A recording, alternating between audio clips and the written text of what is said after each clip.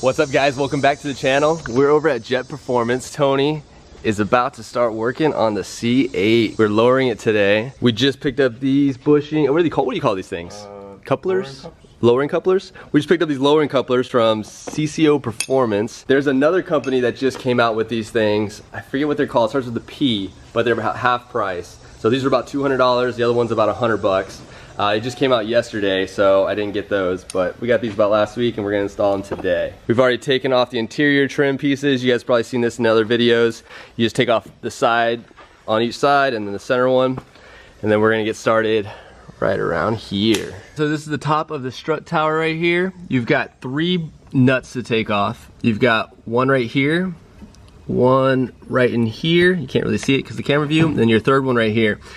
On the instructions, you want to go ahead and remove these 2 fully, but this one right here, we want to go ahead and just loosen it all the way to the top and leave it on there until we're ready for that part. So we're going to take off 2 and then leave this one just a little couple threads on there. Guys, this is where the coilover goes right here. So there will be a 21mm bolt and nut on the other side, and then there's an 11mm bolt that holds this to the, this is for the lift system.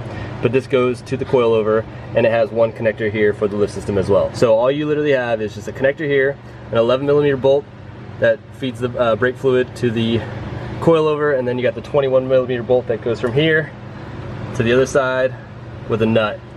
And then it attaches up here with those 3 screws and bolts that we loosened up in the very beginning. And then when you guys are ready to pull the coilover out, you just push down on the suspension a little bit and exit it from the rear, and it just slides right out. All right guys, so here's the strut assembly. What we're gonna do first is take the tension off of the strut by compressing that spring.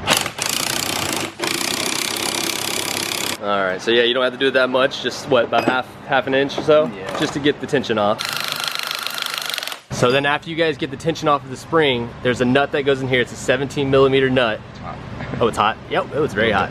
Yep, so that just comes right out of there. You'll go and take that off, and then this cap will come off. We'll pull this, what do you call that, a little boot? It's a dust boot. Yeah. A dust boot. You'll pull the dust boot off. Bump stop. You got your bump stop, you'll slide that off. Your spring comes off, your compressed spring. Then you just kind of wiggle this thing back and forth so you can get this, what do you call that? Dust cover. Alright. A little bit of condensation buildup in there. Uh-oh, a little rusty, huh? Yeah. Interesting. I also noticed, I don't know if they've known the issue yet with C8s. On the top of the strut where these bolt into, you'll notice a little bit of corrosion on the studs where the water will actually sit in the top hat. Oh. We noticed on Steve's car, like the entire area where the strut nut was, it was like full of water. All right, so then we just have what, the strut or the gas shock left. This is the part we're taking off. So this is the old part, and then we are replacing it with this guy right here. So how does this thing make it lower an inch? So pretty much, you gotta think of this system. So the factory piece, it sits on a lip right here. Okay. So pretty much when you're removing this lip right there. Yeah. So this one has an inset lip here. Yep. Where it's the base of this.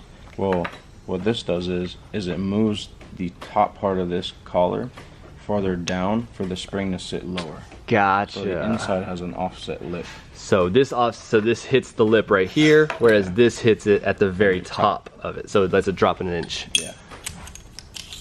Very cool. So now we're sitting a little lower. You can see the difference.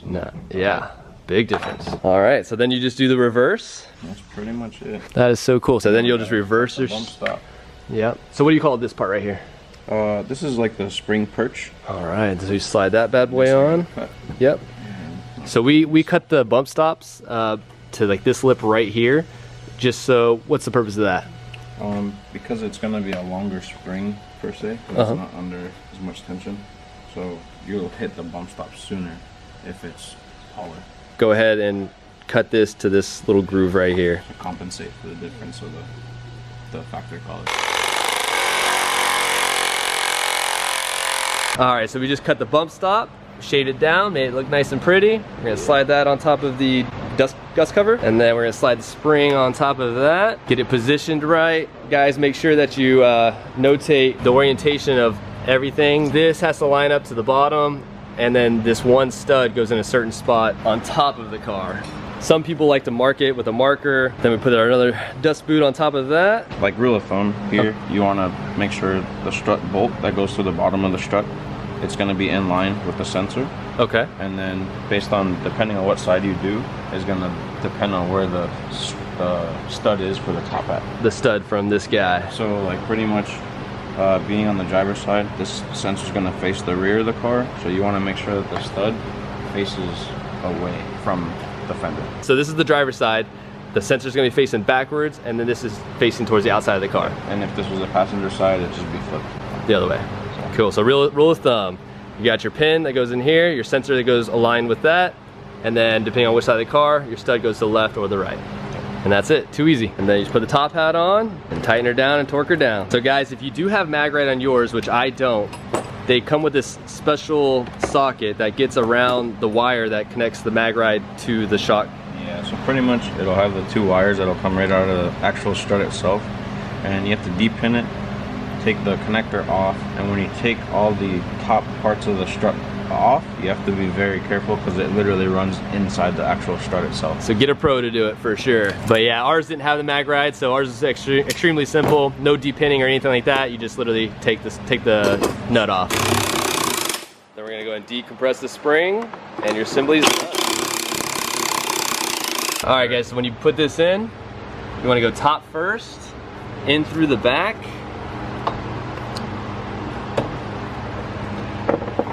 Up through the top there, make sure you have it lined up correctly. The stud only can go in one way. Once you have that in, then you want to push down on this brake assembly, and then you'll push that thing down in there. Yep, that's pretty much it. There's the look right there.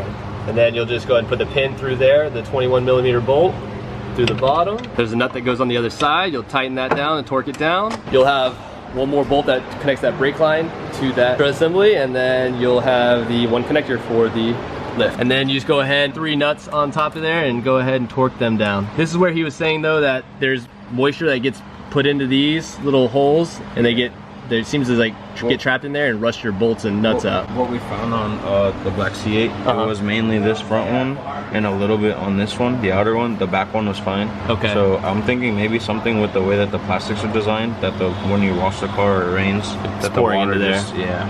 Yeah. So maybe there's a drain in there somewhere. So what's the worst that can happen with that is your bolt might rust and then snap? It could later on down the line. Yeah. Sometime. Okay.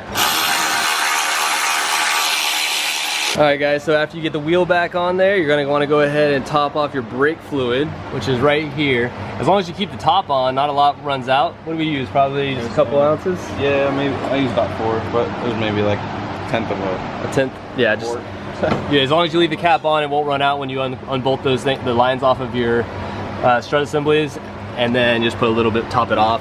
You'll go ahead and use the front lift, go up a couple times just to bleed it out, and then you'll be good to go. The lift won't let you go up and down when the hood's open, so go ahead and drop the hood, do the lift a couple times, leave the cap off so the air bubbles can come out, then go ahead and fill it back up, put the top back on, you're good to go. We're gonna go ahead and lower the rears. The rears are a little bit different from the fronts. You can actually do it without buying any type of kit. All right, so what are we doing in here? This is right here, this plastic cover. We gotta take this off. There's threads here. This is the locking ring and the adjustment ring. All right guys, so this is where we're at. We're trying to get a spring compressor on this spring so we don't have to disassemble this whole rear suspension here. Just need to get a little tension off of this guy, the spinner nut, so we can go ahead and drop it. All right guys, so we tried using the little spinner wrench on there. That did not work. So we just could not get enough tension off that spring in order to spin that little spinner nut. So we ended up just taking the whole strut out, and we're gonna try to spin it that way. What we ended up doing was we actually took apart of this whole thing to get that strut out, because this thing did not want to turn on the car because we just couldn't get enough pressure off of that spring. So what you're gonna have to do is you're gonna have to take both of those bolts out, both of those 2 bolts out that connect the top arm to the frame. You gotta take this bolt out, it's a 21 mil, which connects the sway bar. Those are the only 5 bolts you have to take out. It drops this whole assembly down, and then you can pull that strut tower. Yeah, the upper control arm just moves out the way. We were hoping to make it easy by just spinning that thing off, but didn't work that way. So we got the upper control arm unbolted, and this is where it'll show you how to slide the shock out.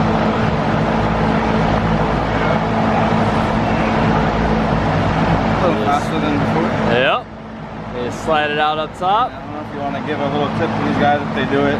Just watch out for the inner fender, not to hit it. Yep, watch out the inner fender so you guys don't hit that when you pull it out from the top. That's how you get it out. What I'll do is too, so that way they can see it, because we didn't do it on any of them. Okay. Pretty much this piece here, you use a pick or a flathead. It just sits on the lip. Okay. You just kind of walk it off a little at a time. You use a flathead to help it. All right. That's what it looks like. Yep. And then this just bottoms out all the way. So you're just gonna take those things all the way to the bottom. Yep. We're gonna put the spring compressors on, compress the spring. There we go. So there's that inch, we're gonna be dropping it right there. All right guys, so definitely get this off the card, make it easier for yourself. Compress those springs and then turn this bad boy down. All right, time to reinstall the strut. So we're just gonna drop it into the top of that. Help them out, throw the nuts in the top here. Perfect. What you can do too, just put a rubber mallet on this end, that way it doesn't damage the stud. Okay. Just hit the stud. There you go. And then that way the sway bar end link won't come off when you push it through. Throw the nut on the back of that. We're gonna get our 4 bolts to put that upper arm in. So these are the 4 bolts, guys. They are all, the 2 outer ones are longer than the inner ones. So make sure you just keep them in order. We're just gonna get this upper control arm in there and then tighten up that lower bolt for that the strut tower. Bolt put on the wheel and we'll be good to go. Show you guys the reveal in just a minute. Before we show you guys the end result, we're gonna let Tony go for a rip in the C8. He did an awesome job today, guys. If you guys watch the C8's Lowered, hit up Tony. I'll throw his Instagram in the description below. He's got his company's called Jet Performance. He's out of Oviedo. Awesome guy. Tony, thoughts? The 2020 Supra is good, but it's that much better. Look at that wheel gap, guys. It just dropped so much. Now it's 2 fingers. The front, guys, boom, 2 fingers now. That is freaking amazing. Look at that, guys. It is perfect now. Anyways, guys, like always, thank you for watching. Subscribe and hit that like button. And guys, Tony over here at Jet Performance, he'll take care of you guys for any C8 needs, all right? See you guys next time. Later.